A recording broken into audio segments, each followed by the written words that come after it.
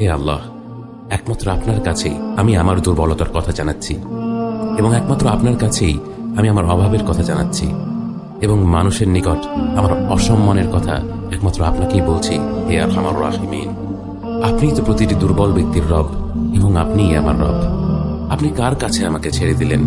এমন অচেনা মানুষদের কাছে যারা আমার ক্ষতি করতে চায়, নাকি এমন শত্রুর কাছে যাকে আপনি আমার চেয়ে অধিক শক্তি দিয়েছেন? হে আল্লাহ, যদি আপনি আমার উপর রাগ না করে থাকেন তাহলে এর কিছুতেই আমার কিছু আসে যায় না, কিন্তু আপনার আশ্রয় পেলে আমার পরিস্থিতি আরেকটু সহনীয় হবে। হে আল্লাহ, আমি আপনার চেহারার নূরের কাছে আশ্রয় চাই, যা সব অন্ধকারকে উজ্জ্বল করে দিয়েছে, যা দুনিয়া এবং আখিরাতের সব বিষয়ের সংশোধক। আল্লাহ, আপনার রাগ এবং অসন্তুষ্টি থেকে আমি রেহাই চাই।